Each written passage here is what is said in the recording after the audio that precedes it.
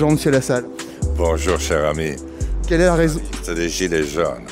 Je suis venu ici parce que un de mes amis syriens m'avait demandé de participer à un petit rassemblement pacifique autour de la situation au Moyen-Orient.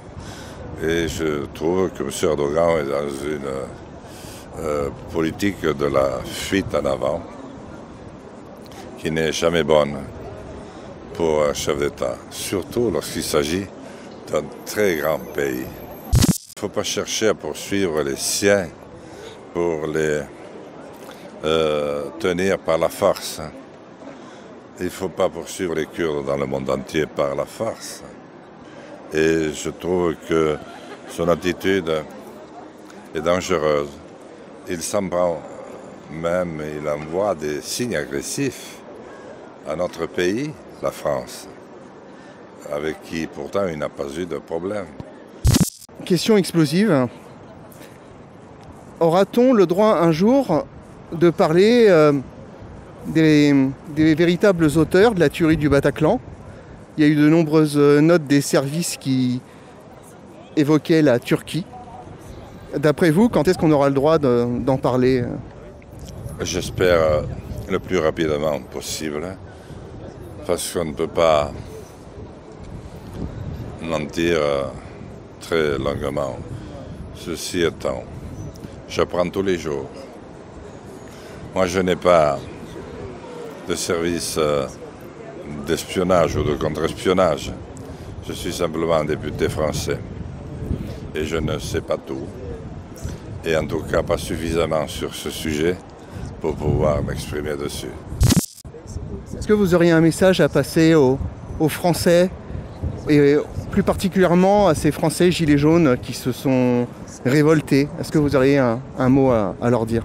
Ils ne voulaient être récupérés ni influencés par qui que ce soit. Donc je m'en suis tenu à cela. J'ai été sur les ronds-points, je les ai accompagnés dans toutes les manifestations parisiennes et j'ai vu les moyens qu'a employé l'État pour les anéantir, je dis bien pour les anéantir. Aucun pays aujourd'hui n'a employé de telles forces de répression, n'a fait autant de blessés, ni n'a autant menti à son peuple. Là où M. le Président de la République n'a pas été digne, c'est qu'au moment où il devait restituer un débat qui avait été complètement biaisé, le grand débat, avec ces milliers de maires, des pauvres, auxquels on a fait tenir un rôle qui ne devait pas être le leur, il devait rendre compte à la nation. Malheureusement, Notre-Dame a brûlé ce soir-là, et depuis, nous attendons toujours les explications du président Macron sur les débats engagés sur l'ensemble du pays suite à l'action des Gilets jaunes. Je ne suis pas sûr que les Gilets jaunes avaient beaucoup envie de discuter. À ce propos, vous avez écrit un livre. Est-ce que vous voudriez nous en parler? Et je le dis, nous sommes un pays rongé par l'anxiété, par l'angoisse. Un pays qui est tenu en laisse par un certain nombre de fortunes, comme elles tiennent en laisse le monde entier. Nous étions un modèle, nous sommes devenus un système. Nous avons réussi à combiner la force de coercition de l'Union soviétique avec celle du capitalisme. Fou, délirant, inhumain. Ça s'est déjà passé dans l'histoire. Chaque fois, ça s'est terminé par une tragédie.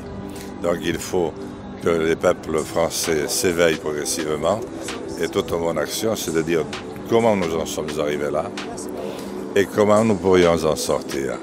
Et j'appelle tous ceux qui pourraient vous suivre, nous suivre, à commencer à apprendre à résister. C'est pas difficile. Résister, c'est dire un non à ceux qui ne sont pas dans son cœur et dans sa conscience. Merci. Or au crépuscule résistant, au cherche midi. Merci.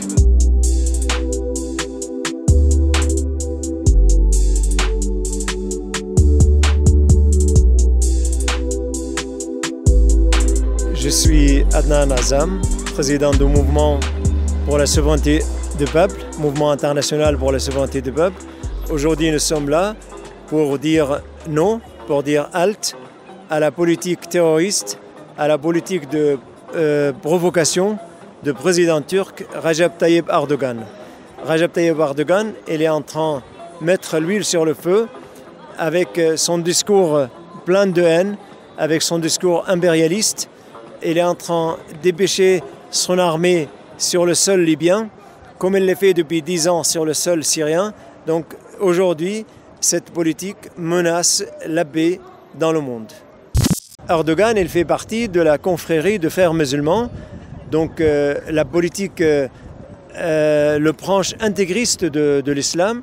Donc il est en train d'appliquer cette théorie d'internationaliser la pensée intégriste de l'islam et de mettre la main sur tous les pays dans lesquels l'Empire ottoman était présent. Donc pour lui, il l'a dit clairement, et il ne faut pas faire l'analyse, il faut tout simplement réciter ce qu'elle a dit la semaine dernière. Elle a dit qu'il ne faut pas se fier à la frontière géographique de la Turquie. Les frontières de la Turquie s'étalent de la Chine jusqu'à l'Espagne. C'est ça en fait réellement ce qu'il veut lui, c'est cet empire ottoman. Il va leur refaire vivre, mais avec la couleur intégriste de frères musulmans. Tout ce qui intéresse à la politique, tout ce qui suit les politiques dans le monde, ils savent aujourd'hui que dans chaque pays du monde, on a deux pouvoirs. On a le pouvoir qu'on voit à la télévision et le vrai pouvoir qui est caché.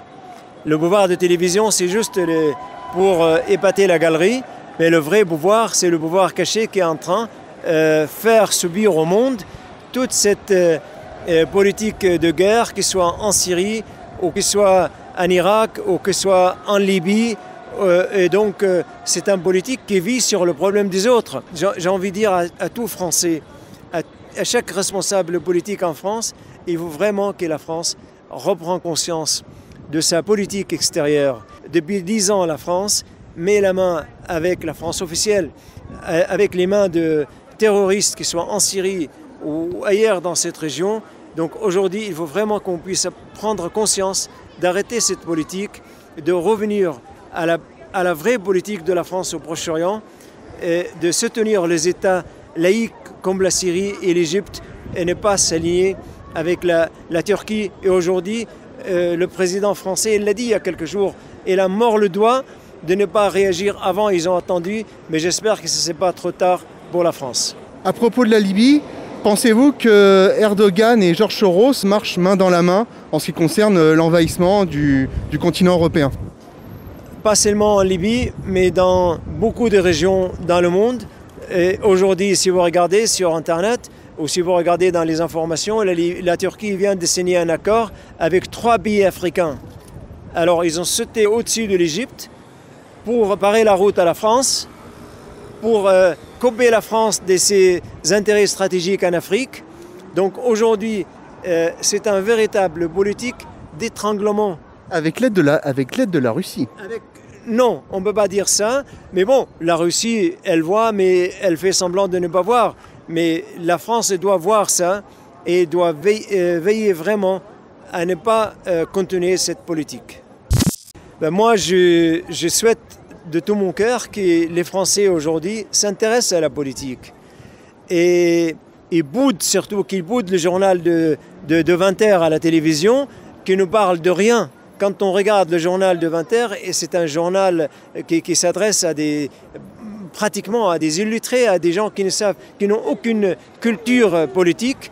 Donc aujourd'hui, il faut chercher les informations sur des réseaux comme la vôtre, sur Internet, et il faut surtout vraiment ouvrir les yeux et les oreilles pour savoir qu'est-ce qui se passe dans le monde et agir. Les jeunes Français aujourd'hui s'amusent, ils partent en vacances, mais tout ça, ça ne peut pas durer si on ne prend pas conscience. Mais concrètement, qu'est-ce qu'on fait? Parce que les Français, dès qu'ils essaient de s'organiser, on les infiltre, on les détruit. Il y a un État qui est quand même extrêmement puissant. Il y a eu le mouvement des Gilets jaunes, il y a d'autres cellules qui se créent un peu partout. Et le problème, c'est que dès que les Français s'organisent, l'État les détruit. Donc concrètement, comment on fait? Je vous donne mon expérience. Concrètement, s'organiser, c'est un métier extrêmement dur. Et pour ça, il faut beaucoup d'expérience. Il faut des hommes de conviction, des hommes qui placent l'intérêt général avant leurs intérêts personnels. Et donc, qu'on rate aujourd'hui, il faut recommencer. Il faut toujours rebondir et ne pas se fier à un premier échec.